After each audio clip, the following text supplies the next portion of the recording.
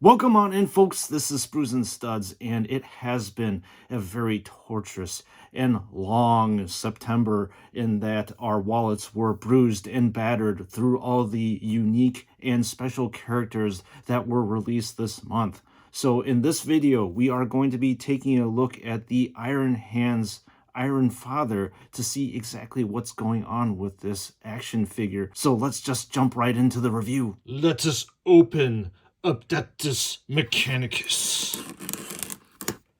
Now unveiling the half-man, half-machine. Time for a better view. So it looks like this bottom layer, we need to lift this top up. And then here is a closer view of all the goodies. All right, the Iron Father has been completely unboxed, and yes, you may be wondering exactly where the backpack is, but I think his backpack is an entirely different entity. So I review the figure itself as well as Hero Hand first, and then focus in on all the goodies that is going on with the Iron Father's backpack. So in typical fashion, let's take a look at Feirros' face, and we can tell immediately that Feirros has been through some sort of augmentation here. So on half the side of him, he is bionic. So he's got a steel plate that is attached to him. You can also tell that there is a bionic eye that is going on with this action figure. And as we are looking at the right hand side, you get to see the man part of this action figure where the eyes are screened on nicely. You get actually a fairly big bulbous nose. This guy almost reminds me of like a dwarf or something like that. And the face has a decent amount of shading that is in between the metal part and the flesh part of this action figure. Now moving along, you get to see a gear with some nicely screened nuts that are emblazoned on this pauldron. And as we flip this around, you get to see the Iron Hands chapter symbol, and the chapter symbol actually has some shading that is happening with it. And up top, you also have this very cool silver gear type thing on his pauldron. Let's take a look at what is going on front and center on this guy's Gravis armor. And there are 4 flexible hoses that are attached to this center portion. And if you actually pull away this part, there are some light highlights with this armor. However, it is not very pronounced and fairly faint, but it is actually there if you take a close look at it. And then as you can see here, there is a viewfinder as well as some buttons, which kind of is reminiscent of like a Pip-Boy. So Feirros has a bionic arm clearly, and this bionic arm, as you can tell here, has a bunch of weathering that is happening with it that is very reminiscent of the bolt rifles that we see on the Primaris action figures. So moving on to the middle section, there are armor plates on the side of him, and I think on these armor plates you do get to see a little bit of those highlights that I was talking about earlier. And in the middle you have some Iron Hands purity seals, which are very interesting. So you have a gear that's here, and the purity seal ribbons are dangling down. In the center of this action figure, you got a very interesting looking, well, I don't know if it's a tabard or a piece of armor. It looks like it's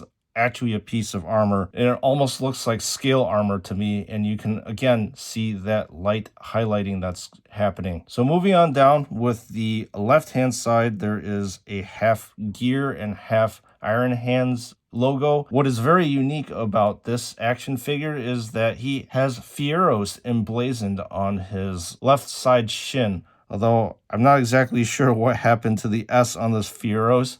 It looks like it was slightly misprinted, so that's something to look out for. And on the side of his legs, it looks like almost another Astartes Mechanicus logo. So we're going to put the body of the Iron Father down and take a look at Hero Hand, which I believe is his anissian axe. We've seen this before in the Ultramarines Tech Priest, and this axe is no exception. It's got a gigantic gear head for the head of the axe. It is highly weathered and very highly detailed. And then progressing on, there is a skull that has been battered and weathered. And then at the end of this area, you get to see a two-tone look with the black on the top and the weathered silver here on the bottom. And you can tell that JoyToy did a great job with this axe, mainly because of all the detailing and the weathering that is happening with it. With the bottom of the axe, you have a spear point, and I'm not exactly sure what this is, but this is a very interesting attachment as well. So we're going to put down the axe and then move on to, I think, probably the defining feature of this action figure, which is his backpack. So folks, there is so much going on with this backpack that I believe that this thing deserves to be front and center as we review it.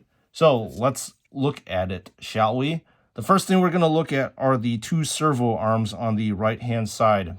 The top servo arm has a tri-claw that is happening and is actually attached through a soft plastic wire here. So it is dangling down quite freely. And the bottom servo claw almost has like a drill here. And then this area actually does spin around. And I'll get to the movement of this thing a little bit later. In the center of this one is the signum array, and this signum array actually does have a bunch of stuff that is going on with it. You have a nice red lens with depth along with the blue one that has plenty of depth as well. Now moving on to this lovely heavy bolter called Gorgon's Wrath. I like the patina that is happening with this heavy bolter. You can see that this has been used quite extensively in battle. There is plenty of weathering that is happening on the white of the casing of this bolter. There's a double Aquila. And let's take a look at this other side.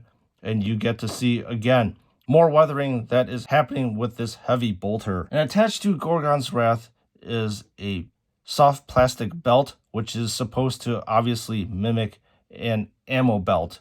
And down here, you get to see the bolt round tips. And as you flip this thing around, you see the ends of the bolt rounds too, which is very cool. So let's take a quick dive into the articulation here. So the top servo arm, you can see that can be moved back and forth like this. There is a little less than a 360-degree pivot point here about this axis, but you do get a decent range of motion. This part also has a decent amount of movement right here, and this part does have some sort of movement as well, but it's kind of restricted by this wire right here. So taking a look at the bottom servo arm, this does spin 360 degrees right here. There is movement back and forth on this segment of this servo arm. There is also this movement as well. This joint too has plenty of movement. And then finally, this area does spin 360 degrees too, if it doesn't run into the other servo arm, as you can see right here. Now the signum array can be spun around 360 degrees. However, you can't bend this thing forwards or backwards. And with Gorgon's Wrath, you can actually do a little bit more than 180 degrees, but it's slightly limited by this ammo belt. So as you can see here, you can stretch this around, and then you can stretch this around back, like so. And you are able to spin this heavy bolter as such right here. So now this backpack has been reviewed. Let me wrap this bad boy up with my final thoughts. Holy cow, there is so much going on with this action figure that it's a little bit hard for me to start on somewhere, but I have to start somewhere, right? So anyways, what do I think about the Iron Father? Well, like I said, he's got a lot of stuff going on for him.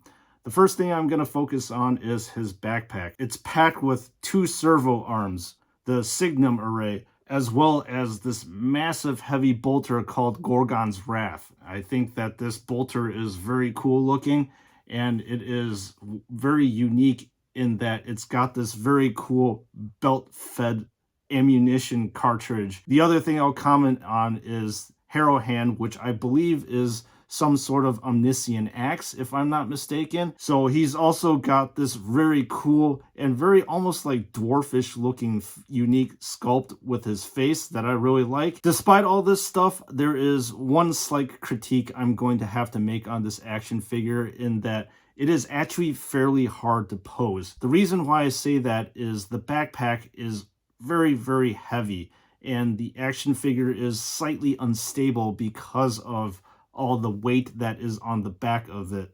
So that's one thing that you have to keep in mind when you're trying to pose this action figure. Aside from that, this is a very cool action figure that I would recommend you to pick up just because I think unique and special characters are really badass. So this is Sprues and Studs. Once again, thanks for tuning into this review. I hope you enjoyed the in-depth detail. So unsubscribed viewers, this is the exact style that I use to present my reviews. So if you want these in-depth nitty-gritty reviews, then please hit that subscribe button. And members of the chapter, you guys are the best, and that's all I can really say. Your support has been tremendous these past months, and I hope that you continue to enjoy all the content that I have been giving you. So if you want to pick up this action figure, please feel free to click on the link in the description below so you can pick up one of your very own. And as usual, I'll see you guys all in the next one.